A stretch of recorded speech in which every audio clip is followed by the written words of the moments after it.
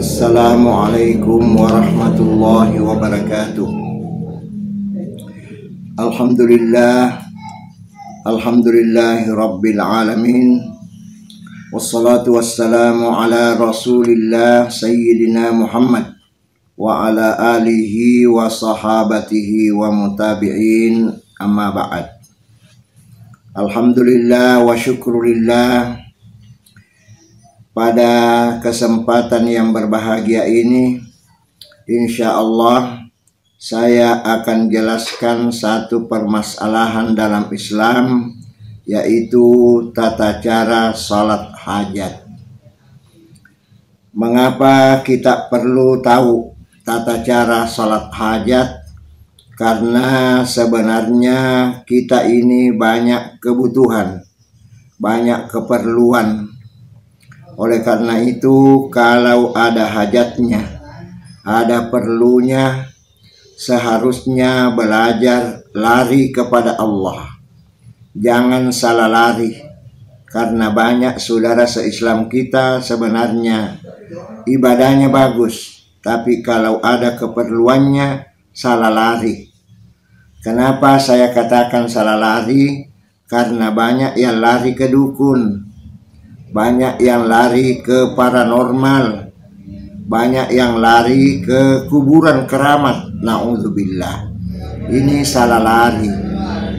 Seharusnya kita lari kepada Allah. Faruddu ilallah. Larilah kepada Allah kalau ada masalahnya, ada hajatnya, ada keperluannya. Maka caranya orang lari kepada Allah, bagaimana caranya? Seharusnya kita lari untuk berwudu. Jadi kalau ada hajatnya, ada perlunya, larilah untuk berwudu. Kemudian selesai berwudu, alhamdulillah, kita tebar sajadah. Kemudian salatlah 2 rakaat. Namanya salat sunat hajat. Salat sunat hajat ini, jamaah sekalian, perlu kita ketahui bahwa ada tata caranya. Ya, tata caranya itu salat hajat pertama kita mulai dengan niat yang baik. Alhamdulillah. Boleh pakai usolli, boleh juga tidak pakai usolli. Tidak usah dipersoalkan. Yang penting niatnya bagus, ya, karena Allah. Saya berniat salat hajat karena Allah. Nah, cukup gitu. Kemudian takbirlah, takbir ihram, Allahu Akbar. Kemudian sesudah itu mau pakai doa iftitah atau tidak pakai doa iftitah, boleh, ya, boleh. Kemudian sesudah baca doa iftitah, langsung baca surah Al-Fatihah. Sesudah Al-Fatihah baru baca ayat. Baca ayat. Ayat apa saja? Faqra'u ma tayassara minal Qur'an. Bacalah apa yang Anda kuasai dari Al-Qur'an, ya. Kemudian begitu seterusnya sampai selesai 2 rakaat. Tapi catatan, dalam salat hajat itu seharusnya kita meminta kepada Allah di dalam salat, bukan di luar salat. Ada tradisi kita, kebiasaan kita, kalau salat hajat biasa nanti selesai salatnya baru minta panjang-panjang, ya. Oh, bukan begitu. Bagusnya kita meminta kepada Allah di dalam salat hajat. Ada 5 tempat makbul di dalam salat itu, salat hajat itu. Tempat makbul itu kita manfaatkan, karena semuanya makbul, kita manfaatkan. Tempat makbul pertama ialah sesudah baca iyyaka na'budu wa iyyaka nasta'in setiap rakaat. Jadi kalau kita salat hajat, begitu baca iyyaka na'budu wa iyyaka nasta'in, kita istirahat dulu. Sesudah istirahat langsung kita berniat dalam hati, masukkan proposal kita di situ. Tapi catatan di dalam hati, tidak boleh dengan lisan. Kenapa? Kalau dengan lisan bahasa selain bahasa Arab bisa membatalkan salat kita. Jadi di dalam saja. Apa keperluannya, apa hajatnya, masuk ke situ. Itu yang saya maksud proposal. Contoh, kita meminta kepada Allah, mudah-mudahan urusan saya berhasil. Ya Allah, keluarkan saya dari masalah ini. Masalah apa saja, masalah urusan duniawi atau urusan ukhrawi, terserah ya, karena Allah akan menerima keperluan hajat ya hambanya, insya Allah. Kemudian itu tempat makbul pertama. Sesudah ya masukkan proposalnya di situ di tempat pertama, kita lanjut bacaannya ya seperti biasa. Sesudah iyyaka na'budu, kita teruskan saja ihdinas siratal mustaqim dan seterusnya. Kemudian tempat makbul yang kedua adalah sesudah sami Allahu liman hamidah. Itu kan kita ruku, sesudah Al-Fatihah kita baca ayat sembarang, sesudah itu kita ruku. Selesai ruku ada sami Allahu liman hamidah. Itu tempat makbul kedua. Sesudah sami Allahu liman hamidah kita baca, kalau ada doanya boleh. Kemudian kita istirahat. Tidak boleh terlalu cepat sujud. Istirahat di situ. Kenapa? Itu tempat makbul kedua. Begitu sami Allah liman hamidah istirahat, masuk lagi proposalnya ya, masuk lagi, minta lagi kepada Allah, ya Allah keluarkan saya dari masalah besar ini umpama ya. Berarti sudah dua. Sesudah itu baru sujud ya. Tempat makbul ketiga adalah sesudah baca doa duduk antara dua sujud. Ada kan duduk di antara dua sujud itu ada bacaan doanya itu panjang ya, boleh baca baik-baik dulu itu ya. Sesudah baca doa ya di antara dua sujud itu masuk lagi ya, itu tempat makbul ketiga ya. Jadi doanya itu panjang boleh ya. Kemudian sesudah itu masuk lagi proposalnya, ya Allah keluarkan saya dari masalah ini. Masalah apa saja. Kemudian sudah tiga ya, tempat makbul. Kemudian sesudah itu kita berdiri ke atas untuk rakaat kedua. Di rakaat kedua itu ketiga tempat tadi itu berulang ya.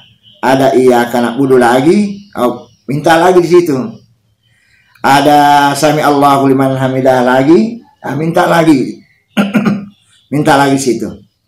Kemudian ada duduk di antara dua sujud.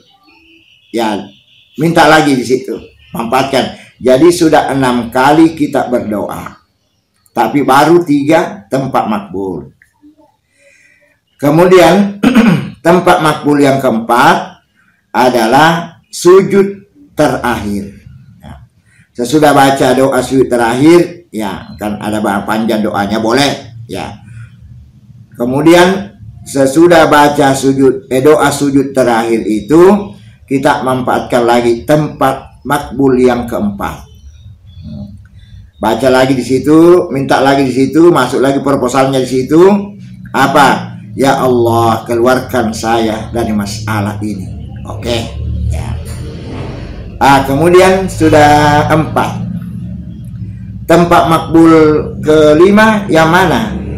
Ya, sesudah baca tahiyat sebelum salam.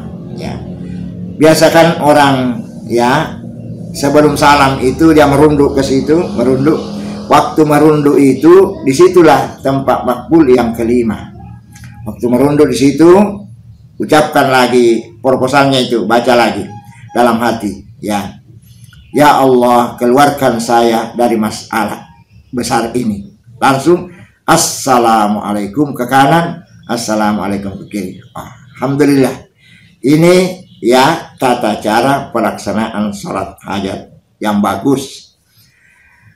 Bukan berarti bahwa sesudah sholat hajat tidak boleh berdoa lagi. Boleh, ya, silakan berdoa.